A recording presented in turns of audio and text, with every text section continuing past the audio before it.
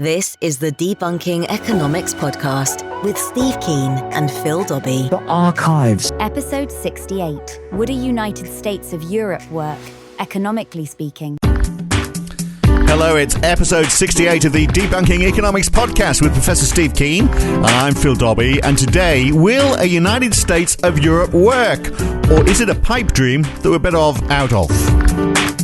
Well, Steve and I have already had a debate on Brexit. I think we're better off in, and, at least we can then call the shots. But Steve thinks it's built on so many falsehoods, it's bound to collapse, so we're best being the first one off the sinking ship. But with Britain out of the picture, it seems Jean-Claude Juncker is looking for a more unified Europe, perhaps with an EU army, for goodness sake, and more countries in the Eurozone using the euro as their currency, moving further into the United States of Europe, the vision that Winston Churchill had directly after the Second World War. Well, will that work?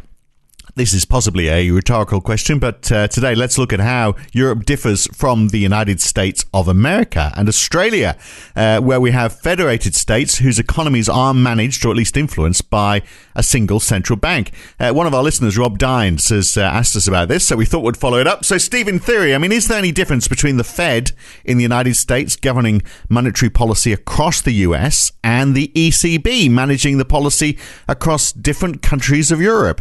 Well, there is a huge difference, and that's because the federal government in America pays all the Social Security and collects most of the taxes, and then distributes that. The taxes are taken from a range of levels, but the spending they provide the money that is spent by the states to a large degree.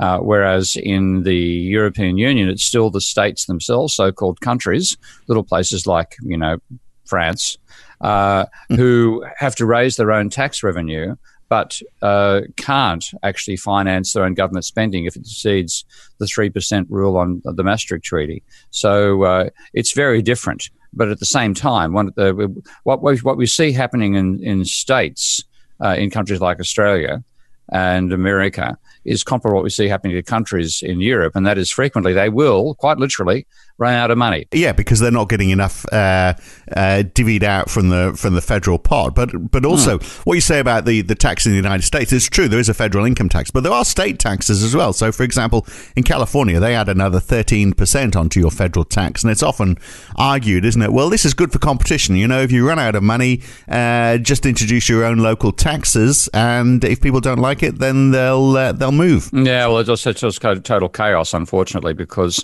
the states can be played off against each other in the opposite direction, and we'll move to the state that has the lowest tax, and you have this race to the bottom factor as well. It really is a case that the Americans just don't want to admit they lived in a mixed economy. So you have the federal government forever talking about abolishing taxes, and the state governments, which necessarily have to put those firemen on the beat, and certainly America put those police out there so that they can shoot random drivers going past. Pardon me. I better kneel while I say that, hadn't I?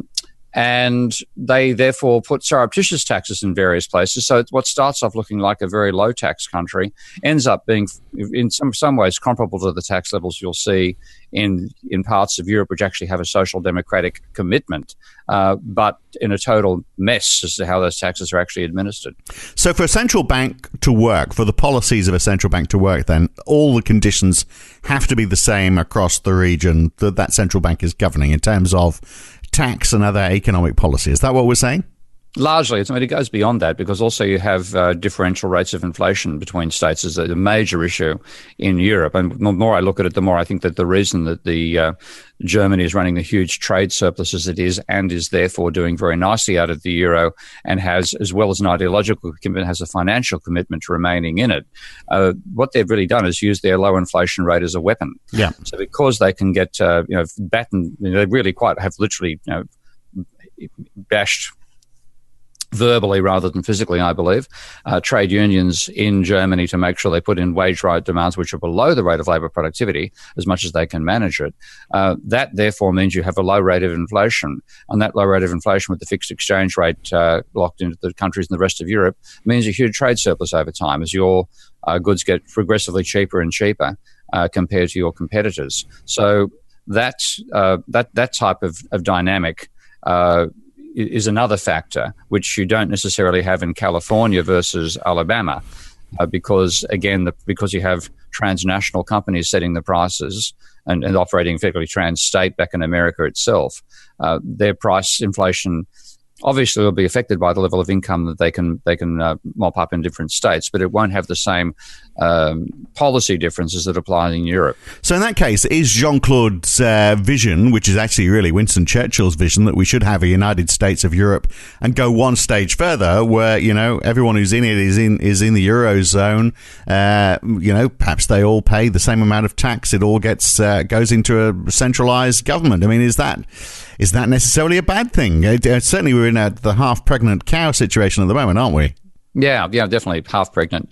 It would have been feasible in 1945. This is one of those things where the classic Irish joke, which is a sign of the intelligence of the Irish rather than stupidity. It's often put across. You are going to tell me, how do I get here? Well, it depends where you're starting from. Yeah, that's right. Yeah. I wouldn't start from here. If you'd started from 1945 with the incredible desire to come together and stop the slaughter of each other and the hatreds and so on that were so laid so bare by the Nazis, in that situation, yes, you could have had a United States of Europe being formed. But after 50 or 60 years, I think the main force that is leading to Europeans re-electing Nazi parties is the idea of this obsession that Juncker and friends have of creating a United States of Europe without having created some of the essential preconditions for it, including, of course, a national treasury. So this idea of competition between the states, I've heard that used many, many times. That in the United States, you can set your own tax on top of the federal tax if you feel like you need to, because it's going to engender competition. You're not going to raise it too much because that's going to stop people moving to your state, or people will start moving out. I've heard people arguing, maybe the same thing should be introduced in Australia. I think, like you, it's a crazy idea, but you do hear that argument. But so, I mean, could you sort of engender that sort of thing? I mean, to what extent, for example, is a centralized interest rate part of the problem? What if Europe had a single currency, but each country had its own central bank? Could you do that? So they set interest rates and set all the other economic considerations just for that country. You're going to be rewarded the bright idea of the morning one for that. I hadn't actually thought of that as an alternative, but you're right. If you actually could have central banks that's actually going back to what happened beforehand. But of course, they also had their own currencies. Frankly, they had their own treasury. What you're saying is let's abolish the euro. Well, maybe. So my bright idea is let's do what we did before. But I mean, you could have the advantage of having a single currency still. And we sort of did, didn't we? Because businesses traded using the ECU, if you remember. The ECU was a form of international currency. But the difficulty about, again, if you tried to have different interest rates being imposed on different countries with the same currency, I mean, it's feasible to imagine that, like the interest rate would be higher in, say, Greek loans than it was in German loans. But then, of course, what you'd have is people trying to borrow across those national boundaries, which you partly abolish by having a supranational organization like the EU. So I think it's structurally impossible to have that. Once you have a nation, you have an interest rate. That seems to be the rule. You certainly can have different interest rates charged to different constituencies inside that nation state, but the idea that there could be different base rates for different regions, I mean, they end up having to some extent, because there will be regional variations in the markup that commercial banks will put over the base rate. But to imagine different base rates in the same political union, yeah, that's a pretty good challenge, mate. Oh, well, I thought I'd throw it out there. I mean, the issue about inflation rates being different in different countries within Europe, of course, applies, I guess, within individual countries as well. We don't measure it, and and there's all sorts of other factors as well. So let's take the United Kingdom, or let's even just look at England, so we don't have to argue about separate countries. There's a whole series of economic conditions which are very different in London compared to the north of England. So wages are lower in the north, house prices are higher in London, but you're still trying to control all of that with one central bank policy, and that policy is applying conditions across the whole country, even though the response to those is obviously going to be very different. They're trying to do the balancing act in the same way that I'd imagine the Although it's not immediately evident because they don't talk a great deal about Greece. But you'd imagine that the ECB would be saying, well, yes, we're trying to do the same thing and balance things out for all the countries of Europe in the same way that the Bank of England tries to for all the counties of England. Yeah, but the way the European Union claims it attempted to do that was by having each national state issue its own bonds. And then, of course, it can't actually provide government services until those bonds are sold because it doesn't have the capacity. Greece can't produce euros. So in that situation, the spread between German rates and Greek rates, which was supposed to be set by the market, was supposed to do that. Now, instead, what actually happened was as soon as there was a European Union and a central bank and the other central banks were abolished, all those rate differentials collapsed. And that is, in fact, the explanation that Schäuble uses for why the crisis occurred. He said the fact that we priced German bonds at the same rate as Greece was underrating the risk of Greece, and therefore the market had to do a correction. And that's what's happened now. And to get the rates back to being convergent again, we all have to exercise German standard discipline, and hence the austerity policies imposed upon Greece to show the market that they are willing to take the tough decisions necessary to repay their debt. So, again, this sort of stuff is where fiscal policy is more flexible, because it is possible for fiscal policy to say, right, we're going to build a wall in a particular let's choose a wall as a random idea of an infrastructure project. Build a wall in a particular set of states because we want to boost their economies. We don't build that wall in Boston, though in some ways it might be a good idea. Let's build it around MIT. So that or the economics department, of course, that flexibility doesn't exist with monetary policy as much.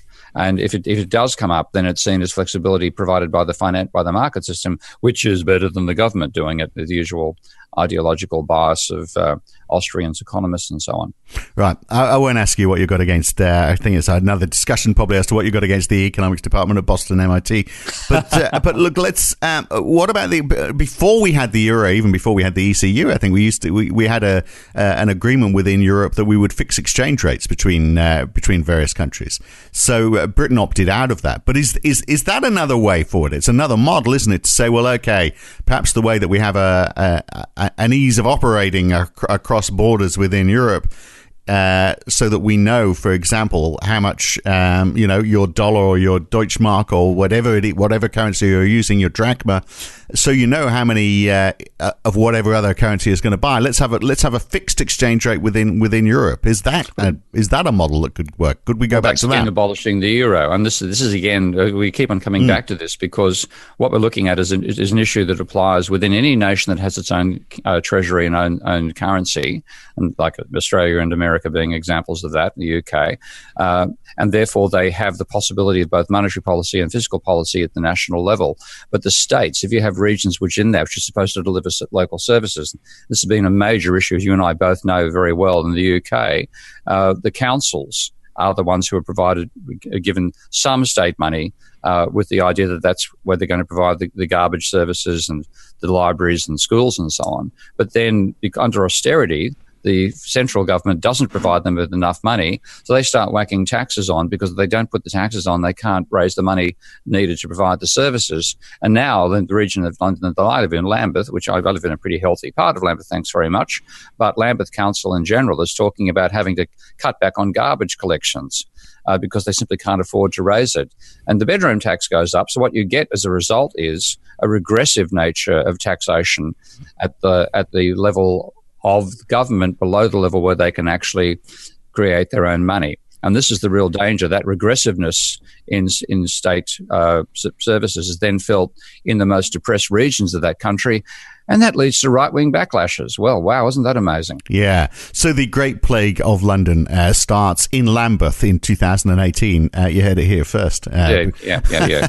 Maybe it won't be my local coffee shop. It's too good. Anyway. Or Birmingham, because they're having the same problem with garbage collection there. But I mean, you raise a point there about how, the argument from wherever it is, regions of Britain, or whether it's states within the United States or states particularly within Australia. We've had the example, for example, a group of Liberal MPs in Western Australia who who wanted to go alone and secede from the rest of Australia. Good luck to them on that one.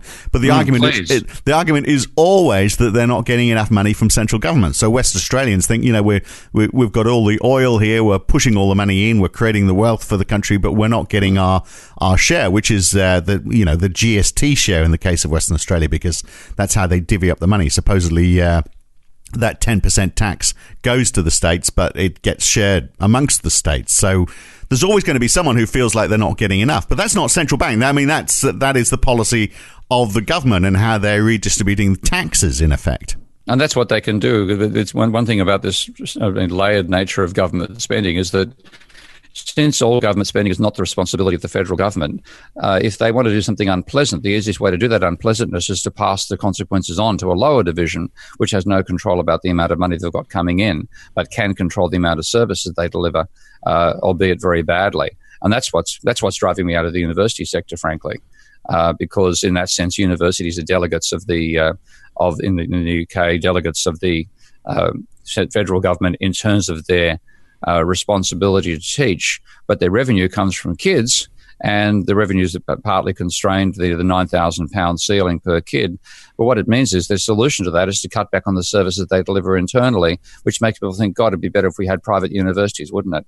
And this is the decay of the state is built into this gap between a national level body which can create its own money, which has its own treasury and its own central bank, and the delivery units when the top level doesn't provide the money needed for the bottom level to get the work job done in the first place. So, let's look at Australia as an example then. I mean, does economic policy work better when we're working at smaller levels? So taking the WA example, if they had, should Australia have, for example, a multitude of interest rates? Should there be 8 people doing the job of the RBA, and the idea of the RBA disappears altogether? We just have separate ones for each part. No, I guess not, because we get back to the problem that if you're doing it with one single currency, it becomes too problematic. Yeah, I mean, you've got to have separate currencies to make that feasible. And there is a dilemma between whether you have local or national level delivery of services. And certainly in some cases, you do want to have that delivery at the local level. But you want to have the responsibility to provide the funds necessary to time at the national level. And then, of course, you get conflicts between we're not getting enough of the money here, et cetera, et cetera. We're never going to be happy. I mean, this is one thing, to some extent, people just have to say, except you want to be happy, die, go to heaven. We believe we're all happy up there. Down on earth, we're going to always be fighting over these things. But are we making it worse in general or better in general by the way we set up those contests? And I think at the moment, the way we fund the lower levels of government and then the top levels impose their wrong decision not to sufficiently fund government expenditure on the lower levels, then we have a recipe for breakdown. But there's 2 issues here, isn't there? There's the one is how the central governments of a nation or a group of nations distributes money, how it redistributes taxation, basically. And then there's also the work of the central bank. They're very different things, aren't they? Or do both relate to that same issue that you're going to? Are both of them looking after the poor parts of the country or the region as well as the rich parts? Yeah, well, you've got to do both. I mean, and this is unfortunately because we have this ideology that capitalism delivers what you deserve as an underlying mindset as to how we think about people who are in welfare and have end up on the street selling big issue. That ideology, which is a false ideology, then leads to these sorts of situations that exacerbate social breakdown when governments are supposed to be expressions of collective will. So I'm getting rather sick of looking at the mess, frankly. Yeah. Well, I mean, if we look at Europe, speaking of a mess, then Germany obviously wouldn't say it is a mess, because Germany is doing well, and we've spoken about this before. Because if they were separate currencies, then the Deutschmark would be worth a lot more. It's being weighed down. The euro is being weighed down by all the other nations in Europe that aren't doing so well. So that's great for Germany. But even the Germans aren't happy about that. But it strengthens their economy. It means but it also means that people have got savings, and a lot of Germans do actually put their money in bank accounts rather than speculating on stock markets. And they certainly won't speculate on real estate because of the sensible rules they have there to restrain real estate speculation. So the older Germans are complaining of getting lousy return on their money, and it's all because of the euro, and they want to leave the euro. Right, but they'll be gone soon. I mean, people this day and age, they're not saving money, are they? Let's not get into that conversation about saving just yet on that one. But they're basically buying soy lattes and avocado toast, so far as I seem to be told by the media. Okay. So aside from that, I mean, you raise a good point, but I mean, it is a diminishing part of the population, isn't it, who are saving? Well, they'll be replaced. They'll be replaced by one of the few eternals that you and I seem to have escaped is that you get older, your mindset changes. For sure. Yeah. Well, you and I are still wearing shorts. We're just late to the party. That's all. Indeed. But generally, I mean, within Europe, Germany is doing well because of the relative weakness of the euro compared to, and that is certainly helping Germany to export stuff.